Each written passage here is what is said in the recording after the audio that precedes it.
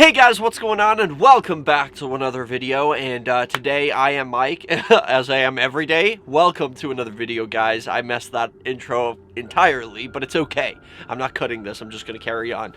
Before I get started, guys, please subscribe if you are new here with the notification bell on. We're on the road to 158,000 subscribers, and I would love you to join me on this journey. So hit subscribe and join the fam. What's going on, you guys, and welcome back to another video. Today is everybody's favorite day, Spooky Saturdays. Ooh! Did you hear that ghost, guys? It's real. But anyway, guys, as I told you a few days ago, I'm going to be doing the scary stories, but I'm not going to be doing them creepypasta style anymore. I did that for so many years, I feel like it's kind of lazy. I was just putting a picture on the screen. Now I'm going to go back to the old-fashioned way, the way I used to tell the stories, my own way. And I have a pretty creepy story. It's not super scary, but it's definitely weird.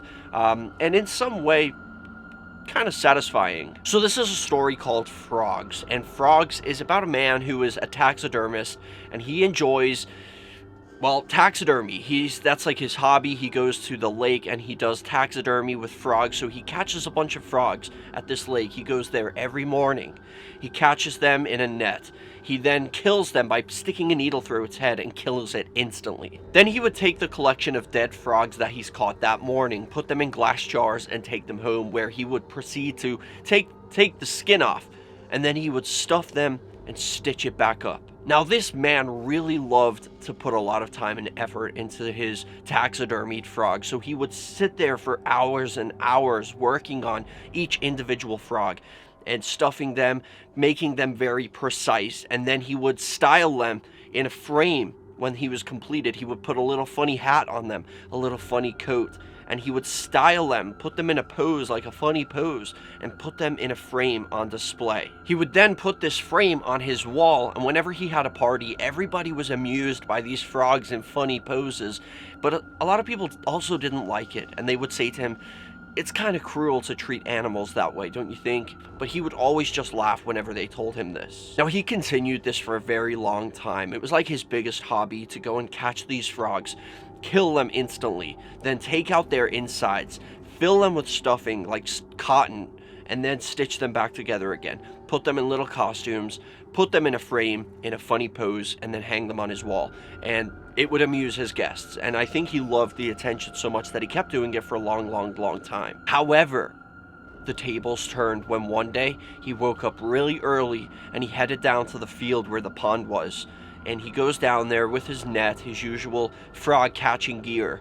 And when he gets there, he notices there is a huge, deafening sound of frogs croaking in the distance. This was the sound of hundreds and hundreds and hundreds, maybe even thousands of frogs, all croaking.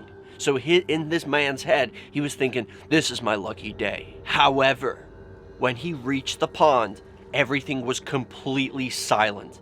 All of the croaking suddenly stopped. So the man then sat down at the edge of this pond, and he sat there and waited patiently for any kind of sign that there was frogs, like bubbling or croaking. And well, it didn't turn out the way he planned. The surface of the water was really dark and murky, and then suddenly he notices bubbling. And then it becomes more and more bubbling. And then he finds himself overwhelmed with this horrible stench of rotting meat. Then he found himself surrounded by these big blops that were happening in the water, like blop, blop, blop. And then it got worse and worse and worse. And then there was seaweed floating to the surface of the water. Then he heard the sound of dreadful slobbering, and the stench got even worse and worse and worse. It was putrid. And he started to think that there was some kind of the pond was releasing some kind of toxic gases or something. Suddenly he started to feel faint, and he was blacking out. He was losing consciousness, and just as he was about to fall unconscious, he felt something grab the net from his hand and pull it out of his hand. But when he tried to let out a final scream, there was nobody around to hear him. Later on in the afternoon, a police officer was driving by the area when he happened to notice the man sitting there, but totally naked. Of course, the police officer thought this was really unusual and also illegal. You shouldn't be out in a field naked. So the police officer pulls over and then approached the man on the field. He sees the man crouched down, totally naked, facing toward the pond, and the police officer yells over to him, Hey, what do you think you're doing? You can't be naked out here. What are you doing? That's illegal. But the man didn't answer him. So the police officer was saying, Hey, I'm talking to you. What's going on? Where are your clothes? Why are you sitting there naked? But again, the man didn't listen to him. He didn't show any kind of response at all. So when the police officer finally got over to him, he touched him and felt his cold, slimy, wet skin. And suddenly, the old man fell backwards, and that's when the police officer was horrified to see that his entire front had been stitched up. These stitches suddenly burst open, and to the horror of this police officer, he was shocked to see that this old man, had been stuffed.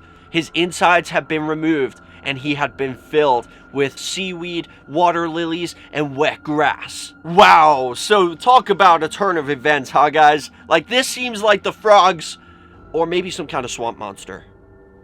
Like, I just got a vision of Peter Griffin in that episode of Family Guy where Lois is like, where he's like a businessman in the Peter Schmidt place, and Lois is like, oh, I just heard that somebody on the news flushed a baby swamp monster down the toilet, and Peter's like, swamp monster? Oh, that whole swamp monster story.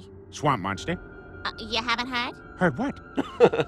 Like, I just got that same feeling. It could have been, the swamp monster could be friends with the frogs, and decided he was sick of this man coming and taking the frogs and killing them and putting them on display to be mocked and humiliated in silly poses. So, in a way, I'm kind of satisfied. Like, I really hate humans, and I hate when humans are cruel to animals. So, in a way, I'm somewhat satisfied that the frogs took revenge on this man. But guys, let me know in the comment section, what do you think happened here? Obviously, it's not true, alright? Like, frogs can't do that. But let me know what your theory is on this story anyway. And let me know also, did I do a pretty good job of this? It's my first time doing this in like 5 years. I didn't read it entirely word for word. Let me know in the comment section if I did a good job. And if you enjoyed this video, make sure you drop a like on it. I would really appreciate that, guys. And thank you so much for watching. Remember the most important thing, chase your dreams, keep on fighting, don't let anybody bring you down, and I will see you right back here tomorrow for another video. Peace out, guys.